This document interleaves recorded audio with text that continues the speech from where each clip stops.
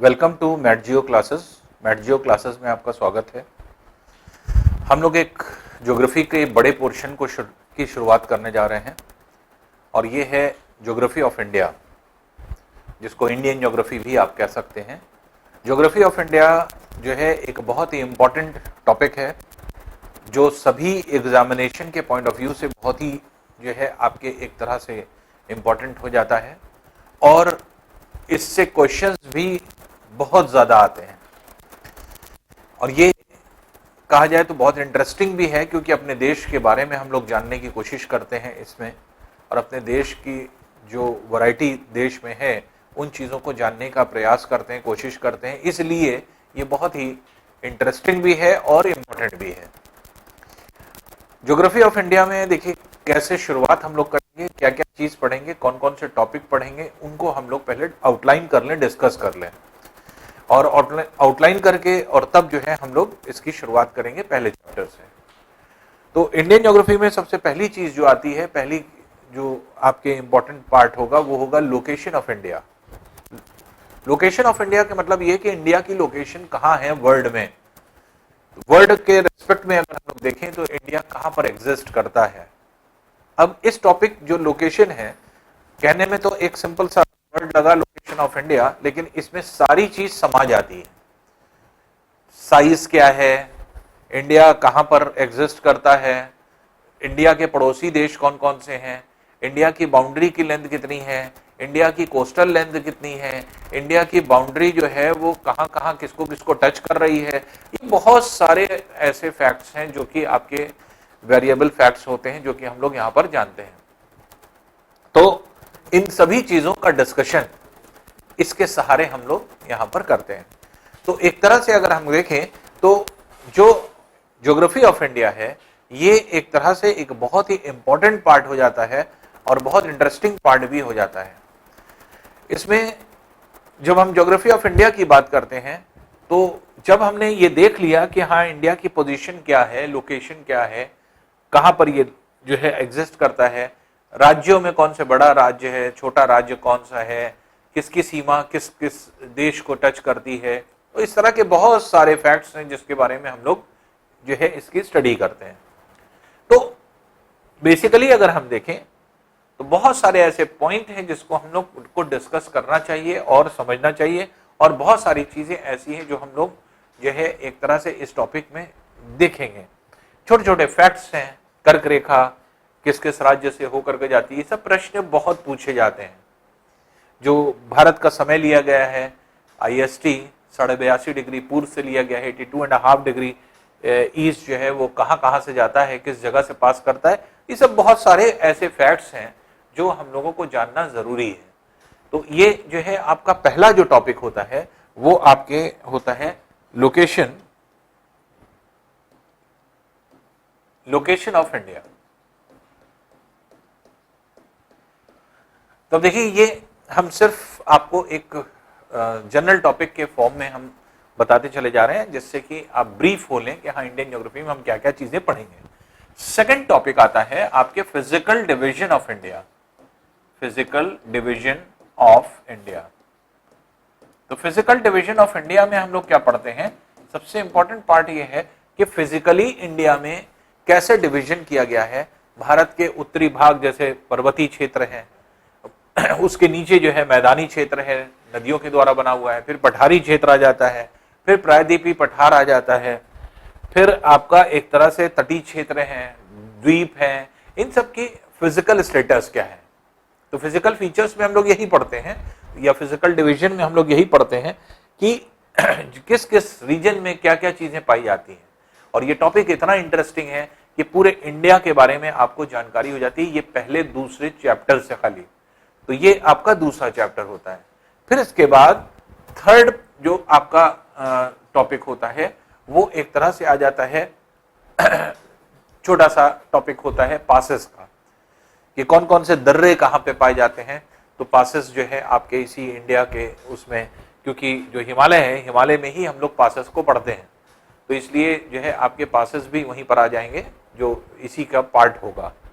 दूसरी इंपॉर्टेंट चीज ये है कि जो तीसरा टॉपिक इंपॉर्टेंट बड़ा टॉपिक होगा वो होगा रिवर्स ऑफ इंडिया। तो इंडिया में जो है आपके जो फ्लो सिस्टम है, तो रिवर्स ऑफ इंडिया जो होगा उसमें भारत में कौन कौन सी नदियां हैं, संवाहिनी नदी क्या होती है, पेरिनियल रिवर्स, गैर संवाहिनी नदी नॉन पेरिनियल रिवर्स क्या होती है, उत्तर भारत की नदियों से दक्षिण भारत की नदियों में क्या समानता और क्या विभिन्नता है, ये चीजों को जानना। फिर जो नदियां हैं, नदियां जो है आपके एक तरह से बहुत ही आप ये कह सकते हैं कि इम्पोर्टेंट पार्ट होता है, जो कि जो किसी भी एक जगह के फिजिकल फीचर को डिफाइन करता है। जैसे कोई नदी है, नदी किसी रीजन से जा रही है, वो उस रीजन के जो है सॉइल को बहुत फर्टाइल बनाती है। फर्टिलिटी होने की वजह से वहां पर जो है अब एग्रीकल्चर प्रोडक्ट्स वहां पर कौन कौन से होंगे या किस तरह के होंगे, बहुत सारी चीजें उससे डिफाइन होती हैं। तो नदियां एक बहुत इंपॉर्टेंट टॉपिक हो जाता है, और इसी नदियों में कुछ विवाद भी हैं, वो डिस्प्यूट्स भी हम लोग पढ़ेंगे, कौन कौन सी नदी पे कौन कौन से डिस्प्यूट्स हैं। तो इसलिए थोड़ा सा वास्ट हो जाता है टॉपिक रिवर्स का। फिर इसके बाद यही जो है आपका एक टॉपिक होता है रिवर्स प्रोजेक्ट।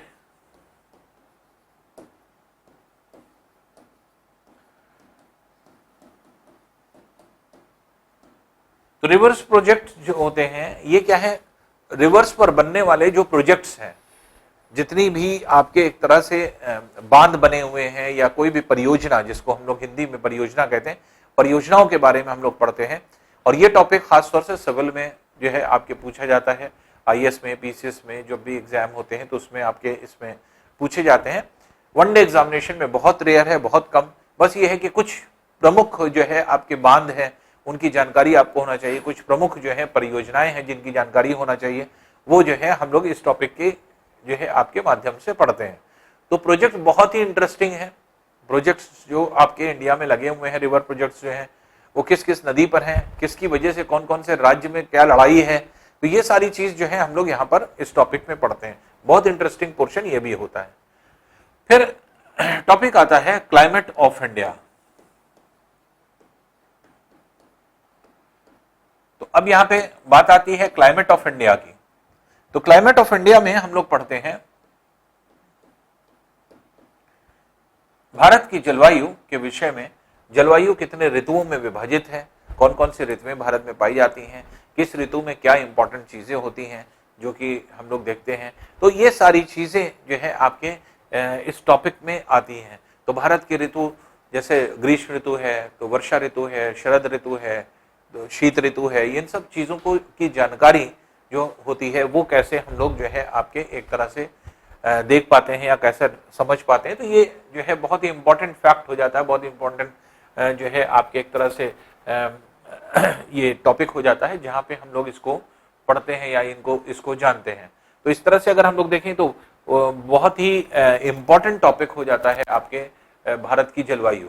तो भारत की जलवायु में जो है बहुत वास्टनेस है इसी टॉपिक में। जैसे भारत में कब जैसे चक्रवाती जो है आपके एक तरह से वर्षा कब होती है, कब संवाहिनी वर्षा होती है, कब जो है आपके पश्चिम विक्षोभ की वर्षा होती है, ये सब आप जान जाएंगे। वर्षा के सारे प्रकार आप जान जाएंगे, कितने प्रकार की वर्षा होती है और भारत में कितने प्रकार की हो रही है, भारत में कौन कौन से ऋतुएं होती हैं, ऋतुओं के कारण क्या क्या चेंजेस आते हैं, वो सारी चीज हम लोग यहाँ पर जानते हैं। इसके बाद जो है जब हम ये पढ़ लेते हैं तो इसके बाद इसी पे डिपेंडेंट होता है भारत की मृदा, सॉइल। सॉइल के बारे में हम लोग पढ़ते हैं कि मृदा क्या है, मृदा को कैसे संरक्षित रखा जाता है, मृदा में कौन कौन सी कमी को दूर करने के लिए हम लोग क्या करते हैं, और सॉइल भारत में कितने तरह के जो है मिट्टियां पाई जाती हैं, किस विशेष सॉइल की क्या विशेषता है, कौन सी चीज उपज ज्यादा होगी, किस रीजन में उपज ज्यादा होगी, ये सारी चीज जो है आपके इस टॉपिक में आती है। इसमें सबसे इंपॉर्टेंट चीज आ जाती है कि जब हम सॉइल पढ़ते हैं तो सॉइल का कंजर्वेशन पढ़ते हैं कि सॉइल कैसे कंजर्व किया जाता है, किसी जगह पर अगर सॉइल का इरोजन हो रहा है उसको हम लोग कैसे रोकें या कितने तरह के इरोजन होते हैं, उन चीजों के बारे में हम लोग यहाँ पर पढ़ते हैं।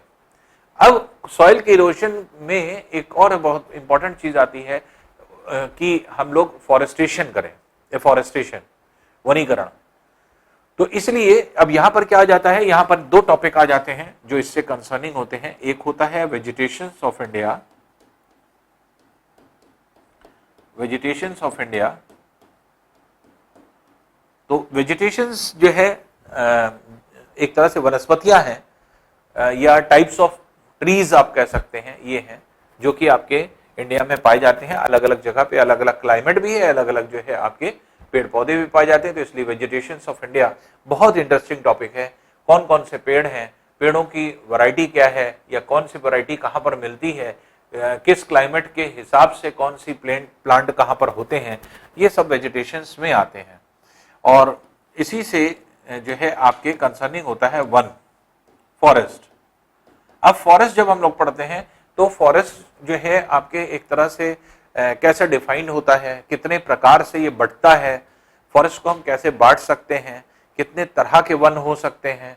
तो इसी में हम लोग बहुत सारे क्लासिफिकेशन पढ़ते हैं, जिसमें वन में जो है आपके एक तरह से आरक्षित वन क्या होते हैं, संरक्षित वन क्या होते हैं, कंजर्व फॉरेस्ट होते हैं, है ना। तो ये जो है आपके इस तरह के जितने भी प्रकार के वन होते हैं उनको उनके बारे में पढ़ते हैं। वनों को संरक्षित रखने के लिए हम लोग ने क्या किया है, क्या नहीं किया है, वो चीज पढ़ते हैं। तो यहाँ पे एक बहुत इंपॉर्टेंट और इंटरेस्टिंग टॉपिक आ जाता है national parks, wild life sanctuaries and biosphere reserves. तो नेशनल पार्क के बारे में पढ़ते हैं, ढेर सारे नेशनल पार्क्स हैं हम लोगों के, नेशनल पार्क हैं, फिर आपके राष्ट्रीय उद्यान हैं जिसको नेशनल पार्क कहते हैं, फिर अभ्यारण्य है, वाइल्ड लाइफ सेंचुरीज इनको कहा जाता है। जैव जो है आपके एक तरह से विविधता को संरक्षित रखने के लिए ये सारी चीजें की जाती हैं। और जो है आपके बायोस्फीयर रिजर्व भी हैं जिनके बारे में हम लोग यहाँ पर पढ़ते हैं। तो ये जो है फॉरेस्ट की वैरायटी जब हम लोग पढ़ लेंगे तो हर तरह के वनों के बारे में पढ़ लेंगे, किस वन में कौन से जानवर होते हैं, किस सेंचुरी में या किस जो है नेशनल पार्क में कौन से किस जानवर का संरक्षण किया गया है, ये भी इसी टॉपिक के अंतर्गत पढ़ते हैं। तो ये बहुत ही इंटरेस्टिंग टॉपिक हो जाता है फॉरेस्ट वाला। यहां तक पढ़ने के बाद अब यहां पे जो है इकोनॉमिक्स का पोर्शन शुरू हो जाता है। तो इकोनॉमिक्स में सबसे पहली चीज आती है जो है कृषि, तो एग्रीकल्चर। तो अब यहां पे अगर हम देखें तो एग्रीकल्चर जो है ये एक तरह से कितने तरह से बांटा जाता है और कितने तरह से आप एग्रीकल्चर को डिवाइड कर सकते हैं। खरीफ की फसलें क्या होती हैं, रबी की फसलें क्या होती हैं, जायद की फसलें क्या होती हैं, कब कब फसलों को बोया जाता है, किस फसल में कौन सी जो है आपके फसलें होती हैं प्रमुख फसल, या कौन कौन सी चीज किसमें जो है बोई जाती है।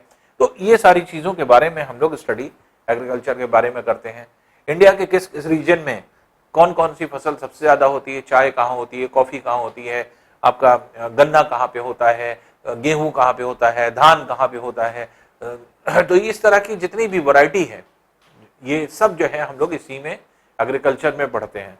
जब एग्रीकल्चर पढ़ते हैं तो एग्रीकल्चर से ही कंसर्निंग एक टॉपिक होता है इरिगेशन। तो फिर हम लोग आ जाते हैं इरिगेशन पे। इरिगेशन पढ़ते हैं कि भारत में क्या इरिगेशन की एक ही फैसिलिटी है या फिर डिफरेंट टाइप ऑफ फैसिलिटीज जो है अवेलेबल कराई गई हैं। तो हर जगह पे अलग अलग रिक्वायरमेंट है, अलग अलग जगह पर अलग अलग जो है आपके इरिगेशन की जो है टेक्निक लगाई गई है। कहीं पर जो है आपके ट्यूबवेल से जो है एक तरह से सिंचाई हो रही है, कहीं पर जो सिंचाई हो रही है वो आपके आप कहें कि टैंक से हो रही है, कहीं पर नहरों के माध्यम से हो रही है।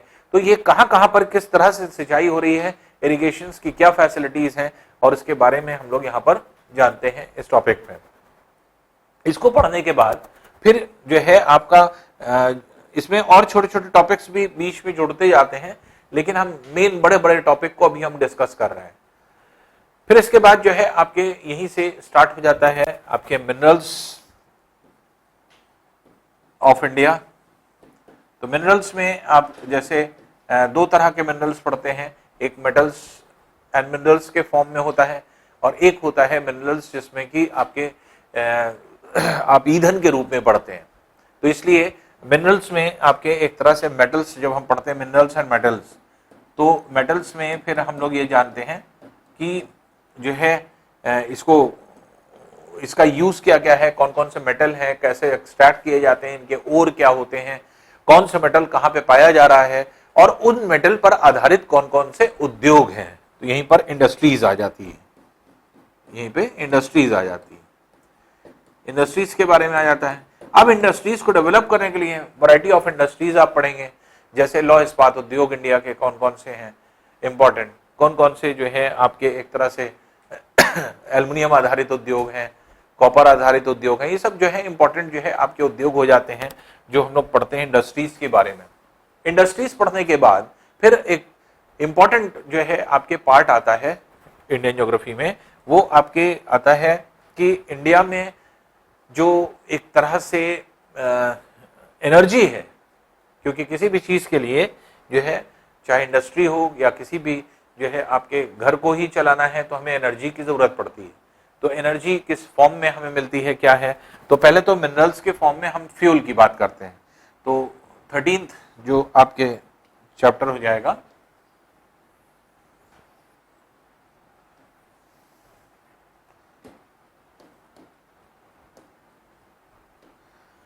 तो ये हो जाता है फ्यूल। फ्यूल के बारे में यहीं पर पढ़ लेते हैं। फ्यूल में ईंधन में हम लोग क्या क्या पढ़ते हैं, ईंधन में सबसे इंपॉर्टेंट चीज पढ़ते हैं कोयला। कोयला जो है आपके ईंधन के फॉर्म में कोयला है, और ईंधन जो है कोयले के साथ साथ फिर जैसे मान लीजिए कि पेट्रोलियम पदार्थ है, पेट्रोलियम कहाँ से आता है, किस तरह से एक्सट्रैक्ट किया जाता है ना, फ्रैक्शनल डिस्टिलेशन क्या होता है, पेट्रोलियम से कैसे पेट्रोल, डीजल, केरोसिन ऑयल कैसे हम लोग उसको अलग करते हैं, ये सब फ्यूल टॉपिक में आता है। फिर जब पढ़ते हैं आप एनर्जी, एनर्जी को दो तरह से बांटा जाता है, एक पारंपरिक ऊर्जा स्रोत जो कि कन्वेंशनल टाइप ऑफ एनर्जी होती है, और एक जो है non conventional type of energy होती है जिसको रिन्यूएबल एनर्जी भी कहते हैं। तो रिन्यूएबल एनर्जी के नाम से जाना जाता है। और ये एनर्जी कितने तरह की होती है, कैसी होती है, जैसे रिन्यूएबल एनर्जी में हम लोग क्या पढ़ेंगे, जैसे सौर ऊर्जा है, पवन ऊर्जा है ना, ओटेक है, सी सैलिनिटी है, समुद्री लवणता ऊर्जा, बायोगैस ऊर्जा, ये सब जो है आपके क्या है, ये सारे के सारे जो है आपके एक तरह से एनर्जी का पार्ट हो जाता है, जो कि जो है रिन्यूएबल टाइप ऑफ एनर्जी होती है। तो उसके बारे में हम लोग यहाँ पर पढ़ते हैं। नॉन रिन्यूएबल सोर्सेज में जैसे हम लोग करते हैं, जैसे जो हम लोगों के यहाँ यूज होता है उसमें अगर हम लोग देखें तो पहले थर्मल पावर प्लांट्स पढ़ते हैं हम लोग। तो भारत में कौन कौन से थर्मल पावर प्लांट्स जो है लगे हुए हैं, फिर हाइड्रो पावर प्लांट्स कौन कौन से हैं तो उनके बारे में हम लोग पढ़ते हैं, हाइड्रो पावर प्लांट्स जो हैं वो हो जाएंगे। तो इस तरह से आपके बहुत सारी चीजें हैं जो कि हम लोग यहाँ पर देखते हैं इस टॉपिक में। तो एनर्जी के टॉपिक पढ़ते हैं।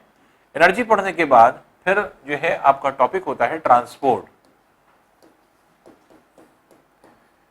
बहुत इंपॉर्टेंट टॉपिक होता है ट्रांसपोर्ट। ट्रांसपोर्ट में जैसे 4 प्रकार के जो है ट्रांसपोर्ट होते हैं, आप जानते हैं, जिसमें रेल परिवहन है, सड़क परिवहन है, और जो है जल परिवहन है, और वायु परिवहन है।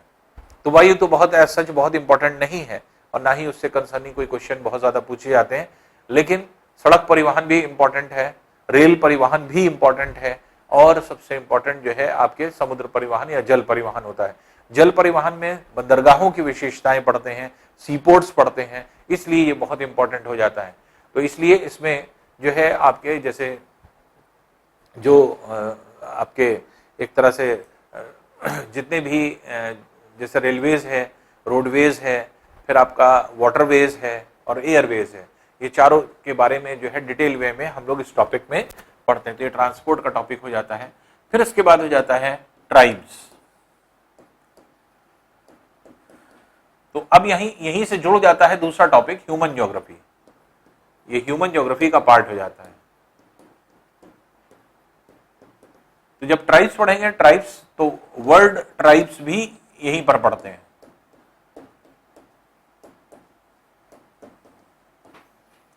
तो ह्यूमन ज्योग्राफी का पार्ट हो जाता है वर्ल्ड ट्राइब्स। विश्व में कौन कौन सी ऐसी जनजातियां हैं जो जहां किस किस देश में रहती हैं, क्या जिनकी विशेषता है, और वर्ल्ड ट्राइब्स के साथ साथ फिर इंडियन जो है आपके ट्राइब्स के बारे में हम लोग पढ़ते हैं कि कौन कौन सी ट्राइब्स कहाँ कहाँ पर पाई जाती हैं। तो इसलिए जो है आपके ट्राइबल जो आपके जितनी भी चीजें होती हैं आपके एक तरह से ट्राइबल इंफॉर्मेशन, वो हम लोग जानते हैं, क्योंकि इसमें भी क्वेश्चंस आपके काफी कुछ डेवलप होते हैं। तो यहाँ पर ह्यूमन पार्ट पे आकर के हम लोग रुकते हैं, खत्म होते हैं। तो यहाँ पे आकर के ये जो पोर्शन है ये आपके एक तरह से पूरा कवरेज करता है पूरे इंडिया के पोर्शन का। और इतनी चीज पढ़ने के बाद जब आप सारी चीजें ये पढ़ लेंगे तो इंडिया के एक एक चीज के बारे में जान जाएंगे, क्योंकि कुछ भी नहीं बचेगा ऐसा जो कि अनकवर्ड रहेगा। इसलिए ये बहुत बेहतरीन टॉपिक है, बहुत अच्छा टॉपिक होता है, जिसमें जो है हम लोग इसके बारे में जो है आपके स्टडी करते हैं। तो इसी को ले करके हम लोग जो है शुरुआत करते हैं, और हम लोग पहला चैप्टर अब हम लोग स्टार्ट करने जा रहे हैं, जो कि है लोकेशन ऑफ इंडिया। तो लोकेशन ऑफ इंडिया है क्या, उसके बारे में हम लोग जो है स्टडी करते हैं। अब इंडिया की लोकेशन के अकॉर्डिंग अगर हम लोग पढ़ें तो पहली चीज ये आती है कि लोकेशन के अकॉर्डिंग अगर हम देखें तो इंडिया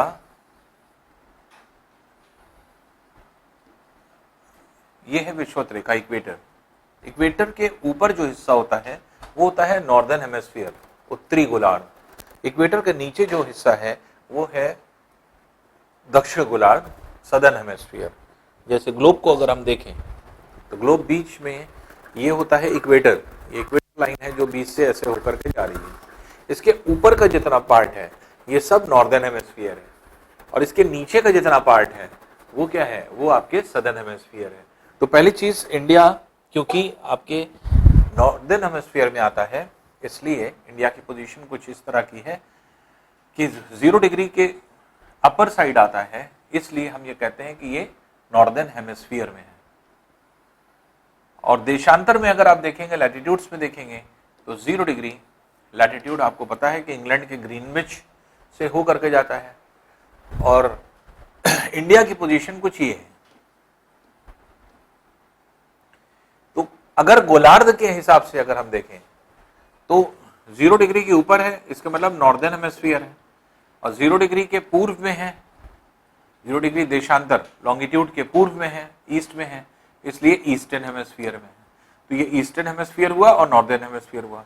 तो भारत कहाँ स्थित है, उत्तरी तथा पूर्वी गोलार्ध में, उत्तरी तथा पूर्वी गोलार्ध में।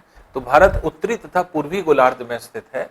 तो ये उत्तरी गोलार्ध में क्यों स्थित है, क्योंकि विषुवत रेखा के ऊपर है, और 0 डिग्री देशांतर के पूर्वी भाग में स्थित है। इसके मतलब आधा गोला जो होता है 0 डिग्री जो है आपके देशांतर से लेकर के 180 तक ये पूर्वी गोलार्ध है, और 0 डिग्री से 180 तक पश्चिम की ओर जाने पर पश्चिमी गोलार्ध होता है।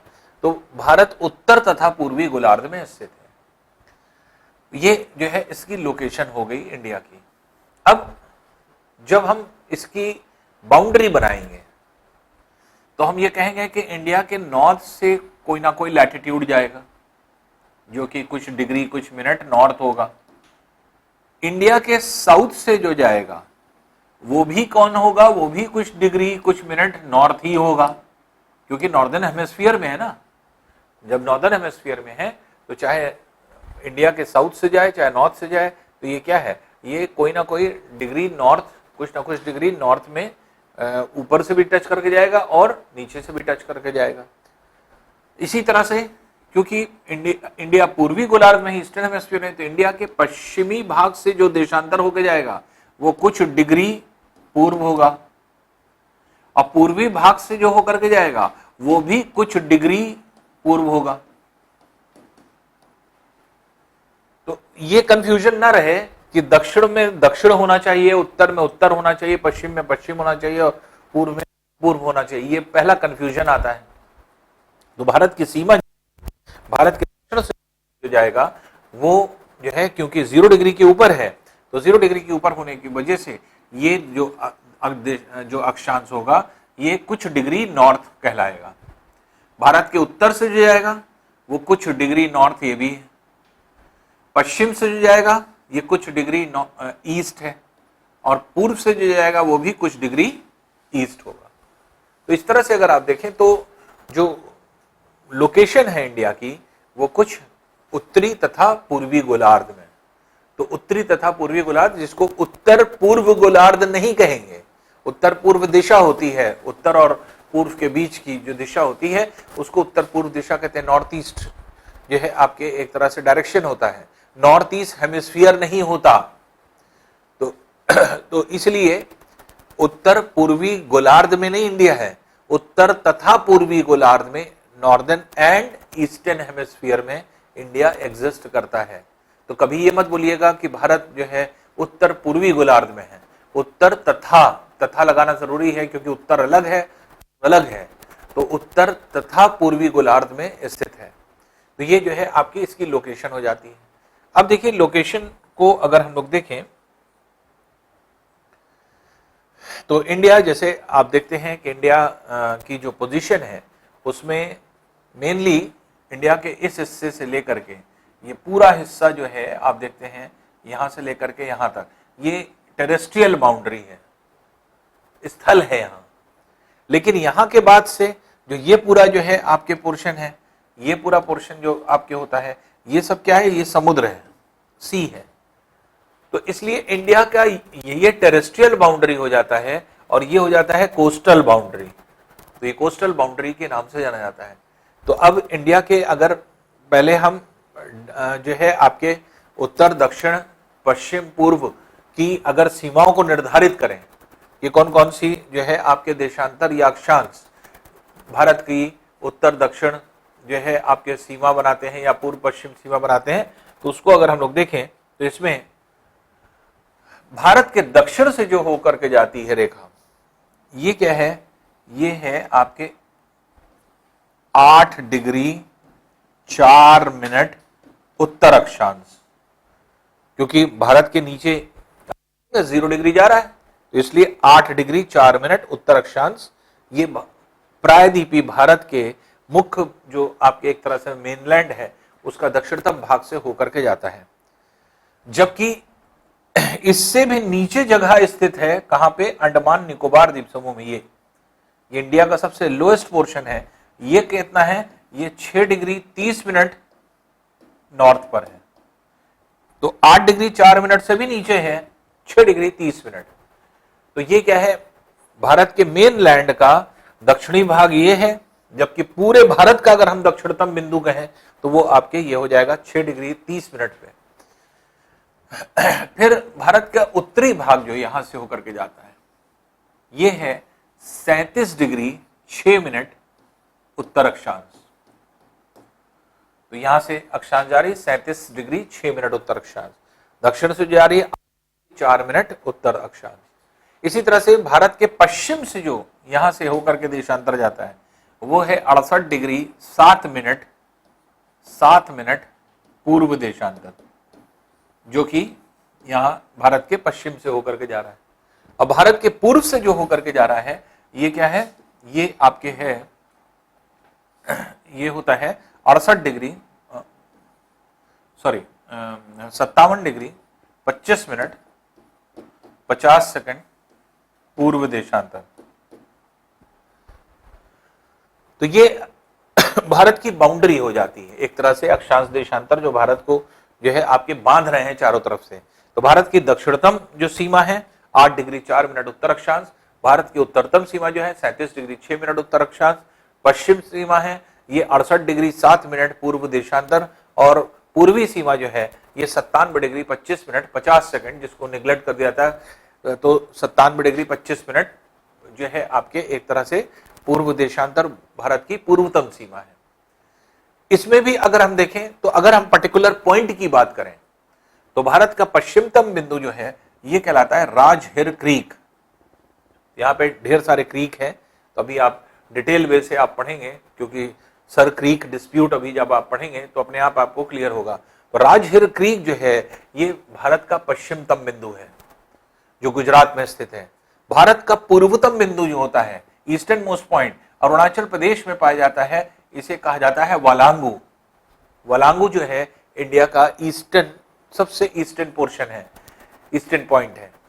भारत का नॉर्दर्न पॉइंट जो है ये इंदिरा कोल के नाम से जाना जाता है।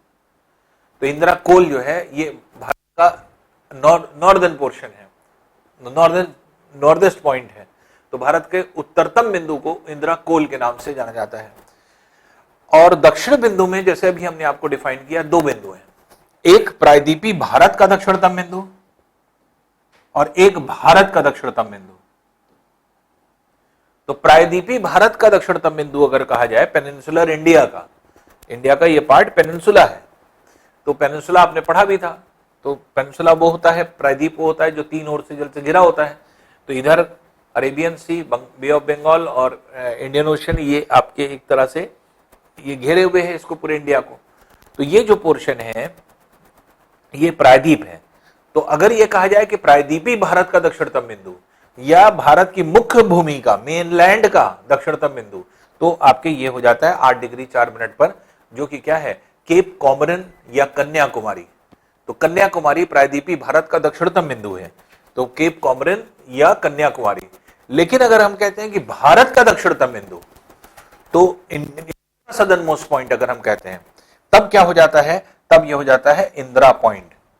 तो इंदिरा पॉइंट जो है ये भारत का दक्षिणतम बिंदु है, जबकि प्रायद्वीपीय भारत या मेनलैंड इंडिया का दक्षिणतम बिंदु क्या हो जाएगा, केप कॉमोरिन या कन्याकुमारी। अभी देखिए जो इंदिरा पॉइंट है, इंदिरा पॉइंट को 4 नामों से जाना जाता है। अब क्योंकि इंदिरा पॉइंट सब जान गए हैं नाम, इसलिए एग्जाम में आपके इंदिरा पॉइंट नहीं देता। तो इसके अन्य 4 नाम क्या हैं, अभी डिटेल वे से जब हम लोग जो है डीप पढ़ेंगे तब हम लोग इसके बारे में जो है डिस्कस करेंगे। तो अभी हम लोग ये डिस्कस करें इसका ओरिजिन क्या है, कहां कहां पे जो है इसके नॉर्दर्स्ट पॉइंट, इसका सदर्न मोस्ट पॉइंट, इसका ईस्टर्न मोस्ट पॉइंट, इसका वेस्टर्न मोस्ट पॉइंट कौन कौन से हैं। तो वेस्टर्न मोस्ट पॉइंट क्या है, राजहिर क्रीक। ईस्टर्न मोस्ट पॉइंट क्या है, आपके वलांगू। नॉर्दर्स्ट मोस्ट पॉइंट क्या है, इंदिरा कोल। सदर्न मोस्ट पॉइंट क्या है, तो सदर्न मोस्ट पॉइंट में 2 चीजें होंगी। अगर कहेगा कि प्रायद्वीपीय भारत का दक्षिणतम बिंदु, पेनिनसुलर इंडिया का सदर्न मोस्ट पॉइंट, या फिर मेनलैंड इंडिया का जो है सदर्न मोस्ट पॉइंट, तब हो जाएगा आपका क्या, केप कॉमोरिन या कन्याकुमारी। और इंडिया का दक्षिणतम बिंदु कहेगा तो southern most point of India वो आपके ग्रेट निकोबार द्वीप पर जो है आप है, जिसको इंदिरा पॉइंट के नाम से जाना जाता है। तो ये इसकी जो है टोटल पोजीशन हो जाती है इंडिया की। अब देखिए इंडिया के बारे में अगर हम लोग देखें, इंडिया ये वर्ल्ड में ये स्थित है, ये इसकी लोकेशन है, और ये 7th largest country in the world है। तो 7th लार्जेस्ट कंट्री इसके मतलब 6 कंट्री इससे बड़े, तो 7th लार्जेस्ट कंट्री है जो कि इंडिया पाया जाता है। और जो इंडिया का क्षेत्रफल है 32,87,263 वर्ग किलोमीटर है। तो 32,87,263 वर्ग किलोमीटर ये जो है आपके इसका टोटल क्षेत्रफल होता है, एरिया होता है, जिस पर लगभग पूरे वर्ल्ड की 17.5% जनसंख्या रहती है। अप्रोक्सीमेट 17.5% पूरी जो है वर्ल्ड की जो है एक तरह से पॉपुलेशन जो है आपकी पाई जाती है। तो ये जो है आपके एक तरह से ये मिसप्रिंटिंग है, 263 है, ये 263 वर्ग किलोमीटर। तो 32,87,263 वर्ग किलोमीटर का क्षेत्रफल होता है, 263 वर्ग किलोमीटर। अब अगर 6 इससे बड़े देश देखें तो वो कौन से हैं, तो पहला सबसे बड़ा देश जो है वो है रशिया। दूसरा कौन है, कनाडा। तीसरा कौन है, यूएसए। चौथा कौन है, चाइना। पांचवा कौन है, ब्राजील। छठा कौन है, ऑस्ट्रेलिया। और 7वें नंबर पे इंडिया का जो है आपके पोजीशन आती है। तो विश्व में क्षेत्रफल के दृष्टिकोण से, एरिया के दृष्टिकोण से अगर देखें तो इंडिया जो है 7th प्लेस पे आएगा। 6 इससे बड़े देश जो हैं, पहला है रूस, दूसरा कनाडा, तीसरा यूएसए। पहले तीसरे नंबर पे चीन था। जब ये वाला अलास्का वाला भाग ये यूएसए के पास नहीं था, क्योंकि ये रूस का हिस्सा था। ये इसी के आगे ये जो पॉइंट है यहीं पर रशिया है, तो यहां तक पूरा रशिया था, ये यहां तक था। तो उत्तरी अमेरिका के इस पार्ट का रशिया वाला पार्ट था, लेकिन रशिया से ये वाला हिस्सा जो है यूएसए ने पट्टे पर ले लिया, लीज पर ले लिया। तो ये जो है आपके इस टाइम यूएसए के पास है, जिसकी वजह से इसके जुड़ने से यूएसए का क्षेत्रफल बढ़ गया। तो इसलिए अब जब तक अलास्का को हम एक्सक्लूड कर रहे थे तब तक जो है आपके तीसरे पोजीशन पे चाइना था, चौथे पोजीशन पे यूएसए था। लेकिन अब क्या है, तीसरे पोजीशन पे क्षेत्रफल में यूएसए हो गया, चौथे पर है चाइना, पांचवें पर है ब्राजील, छठे पे है ऑस्ट्रेलिया और 7वें पर होता है इंडिया। तो ये जो है 7th लार्जेस्ट कंट्री इंडिया हो जाता है। अब देखिए थोड़ा सा और इसको अगर हम लोग देखें तो रशिया जो है अगर हम लोग देखें, रशिया इंडिया से के कंपैरिजन में 5.5 गुना ज्यादा बड़ा है, तो 5.5 टाइम्स ज्यादा बड़ा है। तो इसके मतलब क्या है कि पूरे रशिया में इंडिया जैसे 5.5 कंट्री आ जाए, तो इंडिया का जितना बड़ा क्षेत्र है तो इंडिया जैसे 5.5 कंट्री आ जाए पूरे रशिया में, तो रशिया जो है इंडिया से 5.5 गुना बड़ा है, 5.5 टाइम्स जो है आपके बड़ा होता है। जबकि कनाडा, यूएसए और चाइना का एरिया लगभग बराबर है, लगभग बराबर है, और वो क्या है, इंडिया का 3 गुना है, 3 टाइम्स है। तो चाहे कनाडा हो, चाहे यूएसए हो, चाहे चाइना हो, तीनों जो है इंडिया के कंपैरिजन में 3 गुना जो है आपके एक तरह से एरिया रखते हैं, तो 3 गुना जो है आपके क्षेत्रफल होता है इनका। अब इंडिया को अगर हम छोटी कंट्रीज से कहें तो इंडिया जो है बांग्लादेश जो बगल में है, बांग्लादेश से 23 गुना बड़ा है, तो बांग्लादेश से 23 गुना बड़ा है। आप ये कह सकते हैं कि इंडिया के अंदर 23 बांग्लादेश समा सकते हैं, आप इस तरह से मान सकते हैं, या ग्रेट ब्रिटेन के 12 द्वीप समा सकते हैं, क्योंकि इंडिया ग्रेट ब्रिटेन से 12 गुना ज्यादा बड़ा है। इसी तरह से जर्मनी से जो है ये 9 गुना बड़ा है, जर्मनी जो है उससे 9 गुना बड़ा है। जापान से 8 गुना ज्यादा बड़ा है। इसी तरह फ्रांस से अगर हम कहेंगे, फ्रांस से 6 गुना ज्यादा बड़ा है। और जो हमारा पड़ोसी देश पाकिस्तान है, तो पाकिस्तान से 4 गुना ज्यादा बड़ा है इंडिया। तो अब इस तरह से हम कंपैरिजन कर सकते हैं। तो पहली चीज क्या हुआ कि वर्ल्ड के रेस्पेक्ट में अगर हम देखें एरिया वाइज, तो रशिया पहले नंबर पे, दूसरे नंबर पे कनाडा, तीसरे पर यूएसए, चौथे पर चाइना, पांचवें पे ब्राजील, छठे पे ऑस्ट्रेलिया, सातवें पे इंडिया। तो 7वां सबसे बड़ा देश है जो कि आपके यहाँ पे पाया जाता है। पॉपुलेशन के हिसाब से अगर हम देखें तो सेकंड पॉपुलस कंट्री है आफ्टर चाइना।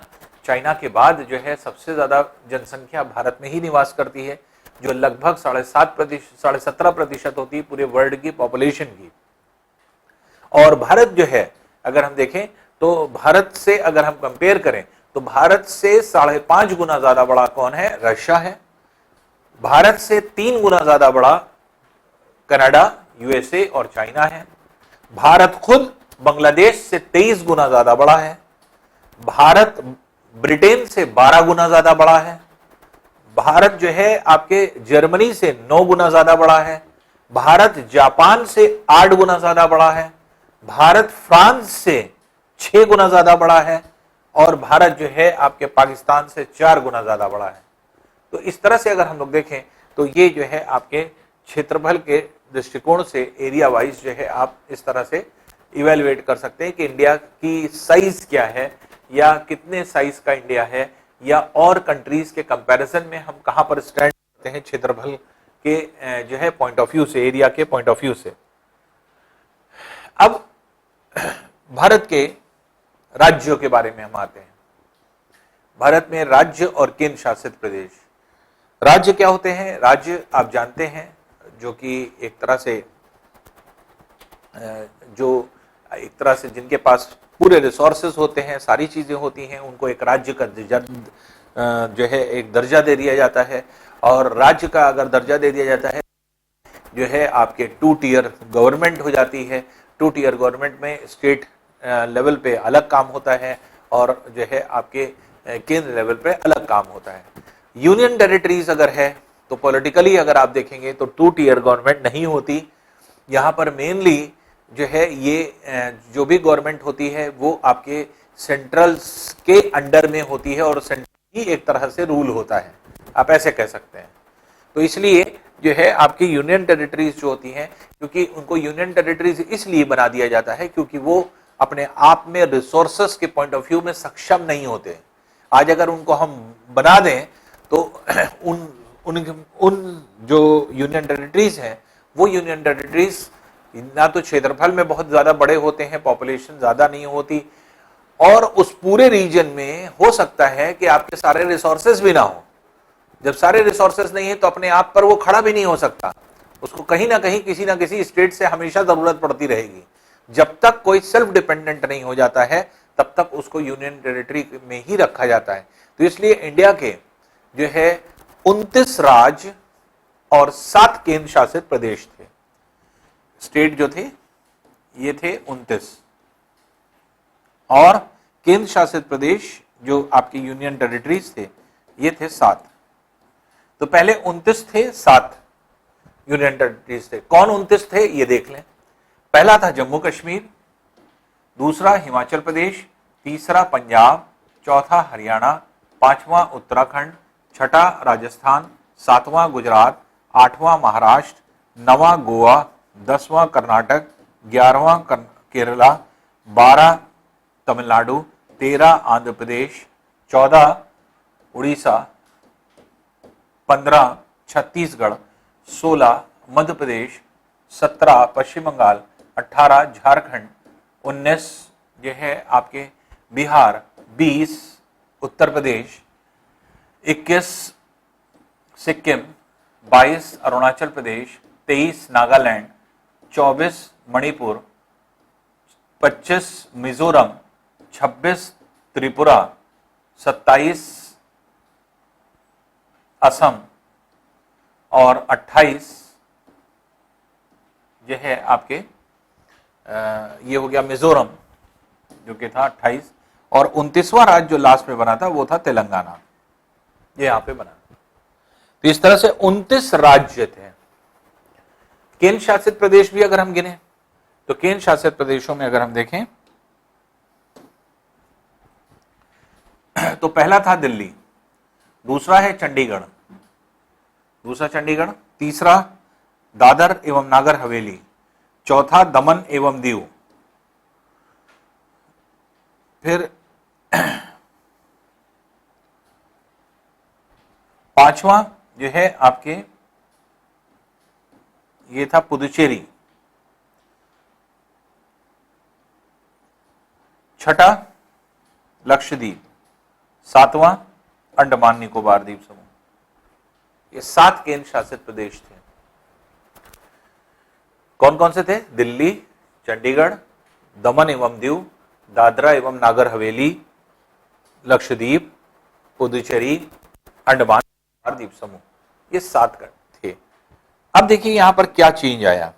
चेंज जो आया वो ये आया कि इंडिया में कुछ जो है आपके चेंजेस लाए गए और यहां पर जो है आपके कुछ जो आपके स्टेट थे उसमें चेंज इस तरह से आया और यूनियन टेरिटरीज और स्टेट के जो है आपके एक तरह से संख्या में बदलाव हो गया।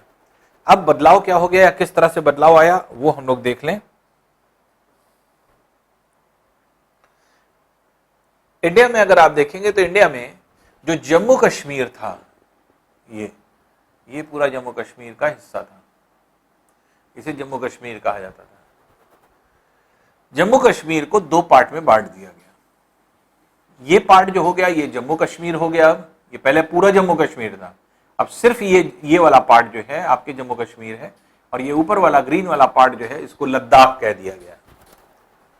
तो जम्मू कश्मीर पहले एक स्टेट था। पहली चीज तो जम्मू कश्मीर को स्टेट राज्य के दर्जे से हटा दिया गया, उसको यूनियन टेरिटरी में ले आए। दूसरी इंपॉर्टेंट चीज यूनियन टेरिटरी एक नहीं बनी बल्कि 2 बन गई। तो अभी तक क्या था, स्टेट की बात थी और यूनियन टेरिटरीज। तो स्टेट की जो बात थी 29 राज्य थे, एक राज्य कम हो गया जम्मू कश्मीर, कितना हो गया 28 हो गया। यूनियन टेरिटरीज 7 थे। ऐसा नहीं हुआ कि एक स्टेट इधर कम हुआ एक इधर जुड़ गया इसलिए 8 हो गया, जुड़ा नहीं ऐसे। अब यहां पर क्या हुआ कि 7 यूनियन टेरिटरीज थी जिसमें से 2 यूनियन टेरिटरी बढ़ गई, लद्दाख और जम्मू कश्मीर, तो 2 यूनियन टेरिटरी बढ़ गई। अब ये हो गई 9 यूनियन टेरिटरी। और एक और काम हुआ कि यहां पर दमन एवं दीव भी है और दादरा एवं नागर हवेली भी है। पहले दोनों अलग अलग था, अब दोनों को कंबाइन कर दिया गया। 2 अलग अलग यूनियन टेरिटरीज को मिला करके एक कर दिया गया। दादरा एवं नागर हवेली अलग था और दमन एवं दीव अलग था। अब सारे को चारों को मिला करके, क्योंकि 4 अलग अलग स्थान हैं, तो दमन, दीव, दादरा एवं नागर हवेली, तो दमन, दीव, दादरा और नागर हवेली जो है, इन सब को मिला करके एक यूनियन टेरिटरी बना दी गई। इसके मतलब 2 यूनियन टेरिटरी एक यूनियन टेरिटरी में कन्वर्ट हो गई। इसके मतलब एक यूनियन टेरिटरी यहां से कम हो गई। तो 9 से 1 कम होकर के कितना हो गया? 8। इसलिए 28 राज्य अब हैं इंडिया के और 8 केंद्र शासित प्रदेश हैं, यूनियन टेरिटरीज हैं। तो अब अगर पूछा जाएगा डेटा में जो चेंज हुआ वो क्या है कि इंडिया के 28 राज्य और 8 केंद्र शासित प्रदेश हैं। कैसे 28 हैं? 29 पहले हमने आपको गिनाया कि 29 राज्य थे, जिसमें से एक जम्मू कश्मीर को हटा दिया गया। जम्मू कश्मीर राज्य था, उसे हटा दिया गया, उसे यूनियन टेरिटरी बना दिया गया। लेकिन जब यूनियन टेरिटरी बनाया तो पूरे को जम्मू कश्मीर को नहीं बनाया, 2 अलग अलग पार्ट कर दिए। इसका मतलब एक जम्मू कश्मीर और एक लद्दाख, ये 2 यूनियन टेरिटरी हो गई। तो 7 + 2 9 हो गए अब यूनियन टेरिटरी के साथ। तो अब यूनियन टेरिटरी 9 हो गई। उसके बाद एक यहां पर जो चेंज लाया गया कि दादर एवं नागर हवेली और दमन और दीव, ये 2 अलग अलग जो है केंद्र शासित, तो दमन एंड दीव अलग था और दादरा और नागर हवेली अलग था। अब दोनों को कंबाइन कर दिया गया, अब 1 हो गया ये। तो 2 से 1 हो गया, 1 कम हो गया। तो इसलिए दमन, दीव, दादरा, नागर हवेली एक पूरा कंबाइंड जो है यूनियन टेरिटरी बन गया। इसलिए 1 कम हो जाने पर अब ये 9 से क्या हो गए? 8 हो गए। इसलिए अल्टीमेटली अब इस टाइम, प्रेजेंट टाइम में क्या सिनारियो है? इंडिया के 28 राज्य हैं और 8 केंद्र शासित प्रदेश हैं। इसमें भी अगर हम देखें तो केंद्र शासित प्रदेश या फिर जो है आपके एक तरह से अगर हम कहें कि यूनियन टेरिटरीज या फिर जो है आपके जितने भी राज्य हैं उसमें से बड़ा कौन है, छोटा कौन है, पॉपुलेशन कहाँ ज्यादा है, पॉपुलेशन कहाँ कम है, तो ये जो है आपके एक अलग से जो है टॉपिक बन जाता है। टॉपिक ये बन जाता है कि इंडिया के रेस्पेक्ट में अगर हम लोग पढ़ें तो इंडिया के रेस्पेक्ट में जैसे ही हम स्टार्ट करते हैं तो पहली चीज यही आ जाती है कि पहले ये समझना कि हाँ कितने राज्य हैं, कितने केंद्र शासित प्रदेश है, कौन कौन कहाँ है, ये आप देख लें। और फिर उसके बाद जो है आपके इनके बारे में, इन राज्यों के बारे में हम लोग थोड़ा सा स्टडी कर लें कि कौन बड़ा कौन छोटा, इस तरह से राज्य है। अब देखिए सबसे पहले, अब ये तो क्लियर हो गया 28 राज्य और जो है आपके 8 केंद्र शासित प्रदेश है। अब जो राज्य हैं उनकी फिर से हम काउंटिंग करके आपको दिखा रहे हैं। तो अभी तक क्या था? अभी उन्होंने 29 राज्य और जो है आपके 7 केंद्र शासित प्रदेशों की थी। अब हम काउंटिंग करने जा रहे हैं 28 राज्य और 8 केंद्र शासित प्रदेशों की। तो अब देखिए इसको कैसे जो है हम लोग करते हैं।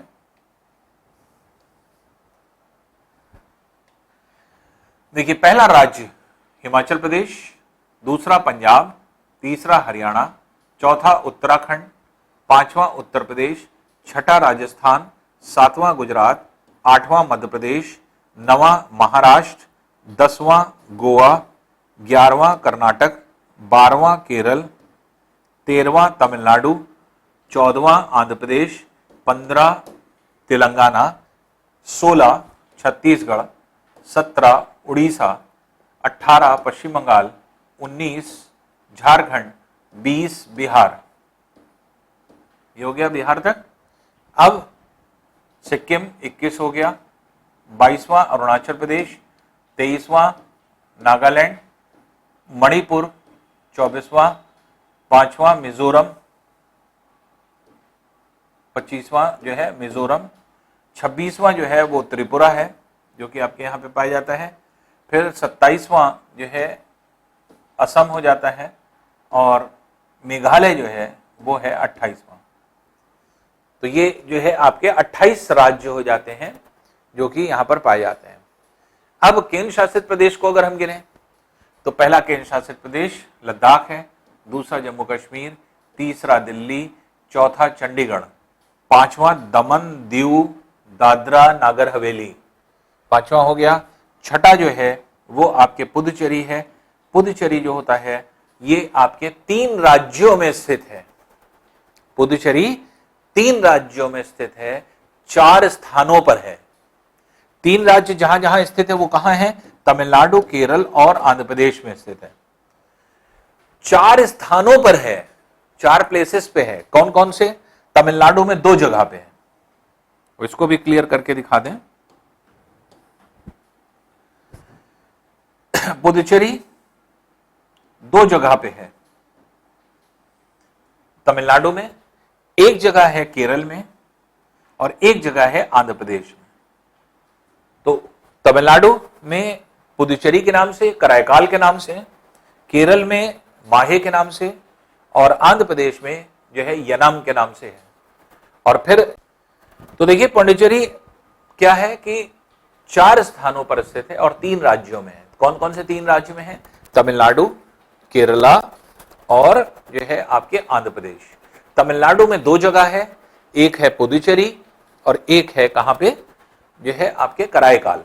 तो पुदुचेरी और कराईकाल ये जो है आपके एक तरह से 2 प्लेसेस हो गए तमिलनाडु में।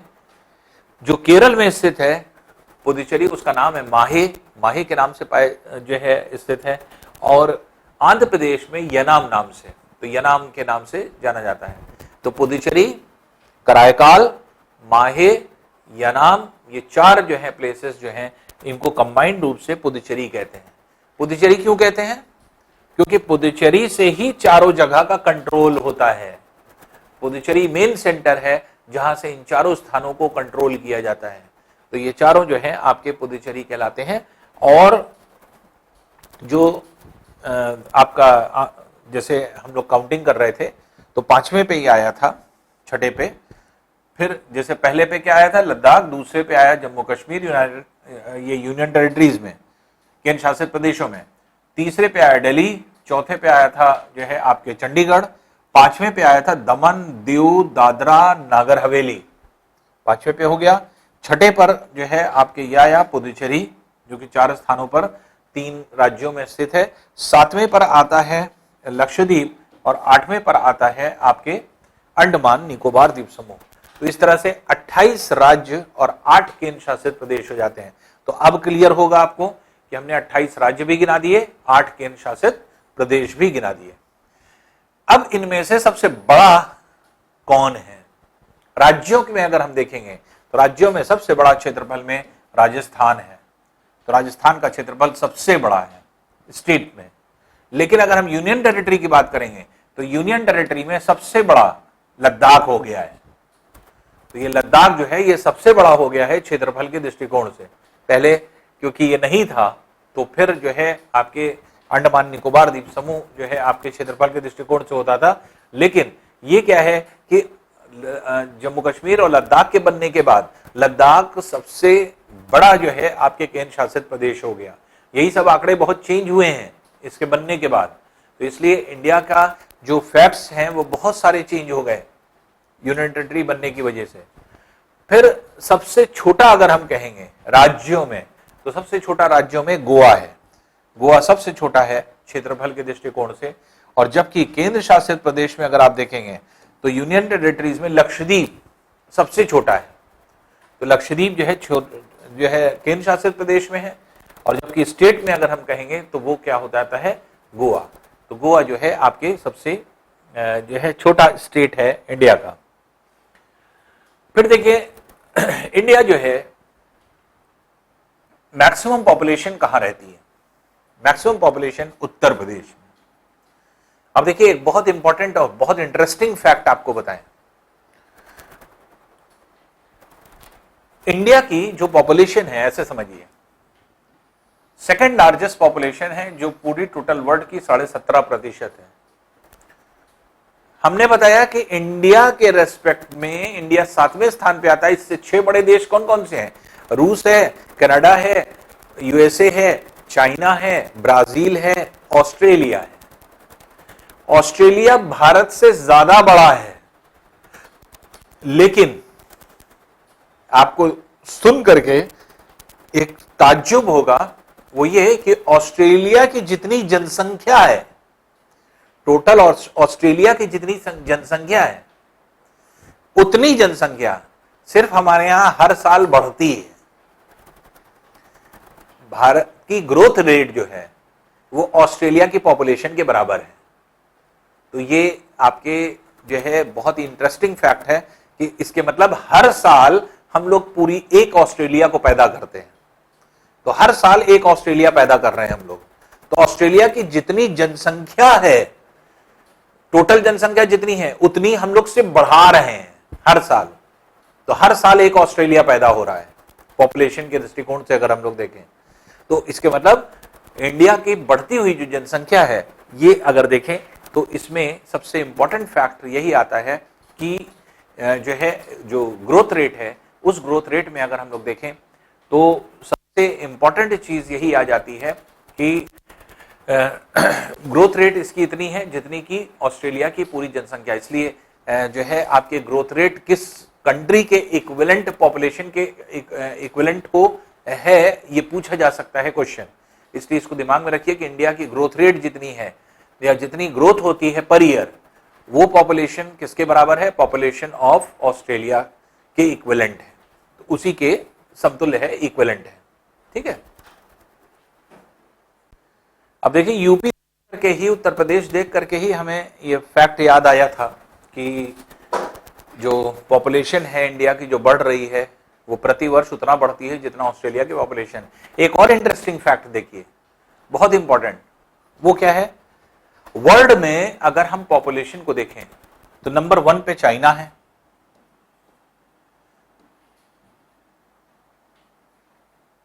नंबर 2 पे इंडिया है,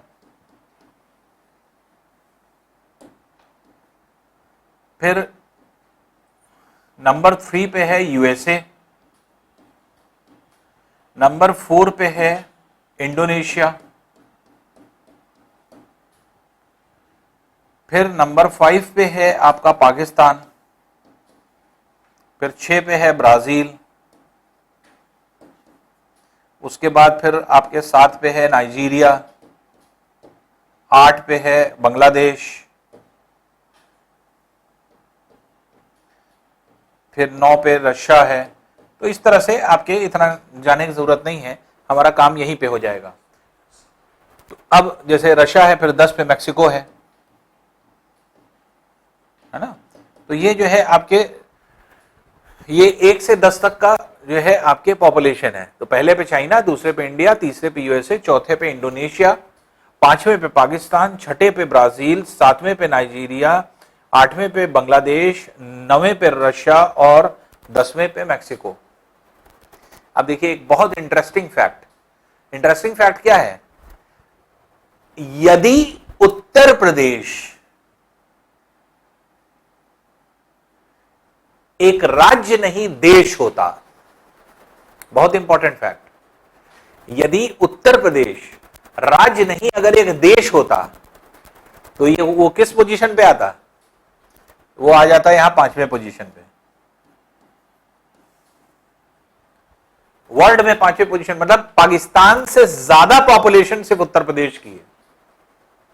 तो यहां पे तो इंटरेस्टिंग फैक्ट ये है कि अगर उत्तर प्रदेश एक राज्य नहीं बल्कि एक देश होता तो वर्ल्ड में इस टाइम 5वें स्थान पर होता पॉपुलेशन के दृष्टिकोण से, क्योंकि उत्तर प्रदेश की जनसंख्या पाकिस्तान की जनसंख्या से ज्यादा है।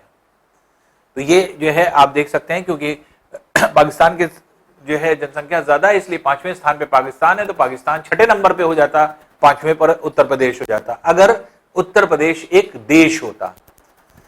तो ये सब छोटे छोटे फैक्ट्स होते हैं जो कि आपके बहुत इंटरेस्टिंग होते हैं। तो अब आप ये समझ लीजिए कि उत्तर प्रदेश सिर्फ एक राज्य की बात हो रही है। इंडिया में 28 राज्य और 8 केंद्र शासित प्रदेश हैं। जब हम एक राज्य की बात कर रहे हैं तो एक राज्य की बात अगर हम कर रहे हैं तो उत्तर प्रदेश की अकेले जनसंख्या, अगर वो एक देश होता तो आज विश्व के 5वें स्थान पर होता और पाकिस्तान से ऊपर होता। तो पूरे पाकिस्तान की जितनी जनसंख्या है उससे कहीं ज्यादा जनसंख्या उत्तर प्रदेश की है। तो ये जो है आपके इंपॉर्टेंट फैक्ट होता है जो हम लोग यहां पर देखते हैं। तो इसलिए जो आपका पॉपुलेशन है, पॉपुलेशन वाइज उत्तर प्रदेश पहले स्थान पे है, दूसरे स्थान पे महाराष्ट्र है, तीसरे स्थान पे बिहार है और चौथे स्थान पे पश्चिम बंगाल, वेस्ट बंगाल होता है। तो अगर इंडिया की पॉपुलेशन में अगर हम क्रम लगाएं, क्योंकि अक्सर सिविल में जब प्रश्न आता है तो इस तरह से 3-4 का क्रम आ जाता है और आगे पीछे उलट पलट के दे देता है कि कौन सही है। तो जो है आपके उत्तर प्रदेश पहले स्थान पे, दूसरे स्थान पे महाराष्ट्र, तीसरे पर बिहार, चौथे पर पश्चिम बंगाल होता है जो कि आपके पॉपुलेशन वाइज होता है। फिर होता है पॉपुलेशन डेंसिटी, जनसंख्या घनत्व। कहां पर जनसंख्या घनत्व कैसे पाया जाता है? जनसंख्या घनत्व मतलब कम से कम क्षेत्र पर अधिक से अधिक लोग, तो प्रति वर्ग किलोमीटर में कितने लोग निवास कर रहे हैं, वो है जनसंख्या दर। तो जनसंख्या दर की बात अगर हम करेंगे तो सबसे इंपॉर्टेंट चीज आती है एक चीज और, कि पहले क्या था कि जनसंख्या दर सबसे ज्यादा कब था, कहां था? केरला में। केरला में जो है आपकी जनसंख्या दर था, लेकिन अब अगर आप देखेंगे तो केरला तीसरे स्थान पे पहुंच गया। क्यों पहुंच गया? क्योंकि बहुत तेजी से बिहार और वेस्ट बंगाल की जनसंख्या बढ़ी है। क्षेत्रफल उतना ही है, क्षेत्र उतना ही रहा, लेकिन बहुत तेजी से बिहार और पश्चिम बंगाल की जनसंख्या बढ़ती चली गई, जिसकी वजह से केरला को उसने पिछाड़ दिया। तो बिहार नंबर 1 पे हो गया पॉपुलेशन डेंसिटी में, जनसंख्या घनत्व में। तो बिहार का पहला स्थान है, दूसरे स्थान पे पश्चिम बंगाल आता है, तीसरे स्थान पे केरल आता है, चौथे स्थान पर उत्तर प्रदेश आता है।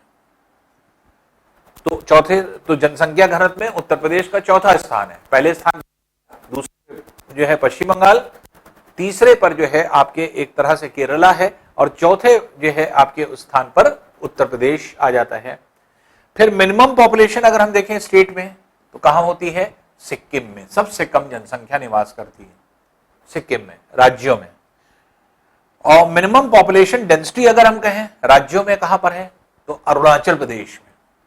अरुणाचल प्रदेश में क्षेत्र ज्यादा है, लोग कम हैं, पूरे क्षेत्र खाली पड़े हुए हैं और जनसंख्या घनत्व इसी वजह से यहां पर कम है। तो सबसे कम जनसंख्या इंडिया में कौन निवास करती है, कहां निवास करती है? सिक्किम में। और सबसे कम जनसंख्या घनत्व किस राज्य में पाया जाता है? अरुणाचल प्रदेश में। अब देखिए यूनियन टेरिटरीज के बारे में अगर हम देखें तो दिल्ली, जम्मू कश्मीर, पुदुचेरी, यहां पे मैक्सिमम जनसंख्या निवास करती है। पहला, दूसरा, तीसरा स्थान अगर कहेंगे तो पहला स्थान क्या हो जाएगा? दिल्ली, दूसरा स्थान जम्मू कश्मीर, तीसरा हो जाएगा पुदुचेरी। तो पहला, दूसरा, तीसरे स्थान पर जो है आपके ये आ जाएगा मैक्सिमम पॉपुलेशन।